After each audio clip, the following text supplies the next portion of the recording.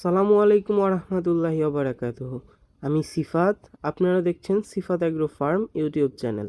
আজ আমি আপনাদের দেখাবো আমার কোয়েল পাখির খামার। আমি এখানে পাখিগুলো কিভাবে পালন করি এবং আমার প্রতি খাঁচায় কতগুলো পাখি রয়েছে সেটিও দেখাবো আপনাদের। প্রথমেই দেখাচ্ছি আমি আমার উপরের খাঁচার পাখিগুলোকে।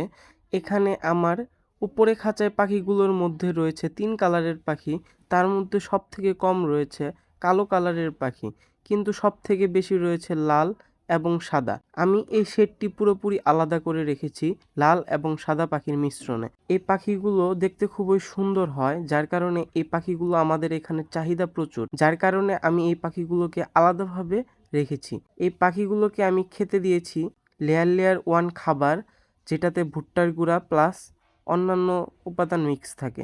এখানে দেখতেই পাচ্ছেন কালো পাখি অনেক কম রয়েছে। কালো পাখি থাকলেও বেশি একটা নেই, 3টা পাখি রয়েছে এবং বাকি সবগুলো লাল এবং সাদার মিশ্রণ। উপরের তলায় পাখি রয়েছে মেয়ে পাখি 27টি এবং ছেলে পাখি রয়েছে 5টি। নিচের তলায় রয়েছে কালো পাখি, যে পাখিগুলো উপরের তলায় খুব কম বলেছিলাম, সেই কালো পাখিগুলো নিচের তলায়, এবং যে সাদা এবং লাল কালার পাখি দেখছেন এগুলোও খুব কম। এখানে 5টা পাখি রয়েছে সাদা এবং লাল মিশ্রণ, আর সবগুলো হচ্ছে কালো পাখি। আর সাদা এবং লাল পাখি, এই যে 5টা পাখি রয়েছে, এই 5টা পাখি মূলত হচ্ছে ছেলে পাখি এবং এখানে 22টি মেয়ে পাখি রয়েছে। আমার এই পাখিগুলো শুধু ডিম উৎপাদনের জন্য নয়, এই পাখিগুলো বীজ ডিম উৎপাদন করে থাকি এই পাখিগুলোর মাধ্যমে। আমি এই পাখিগুলোর মাধ্যমে বীজ ডিম উৎপাদন করে বীজ ডিম বিক্রি এবং বীজ ডিম থেকে বাচ্চা ফুটিয়ে আমার ইনকিউবেটরের মাধ্যমে বাচ্চা ফুটিয়ে সে বাচ্চা বিক্রি করে থাকি।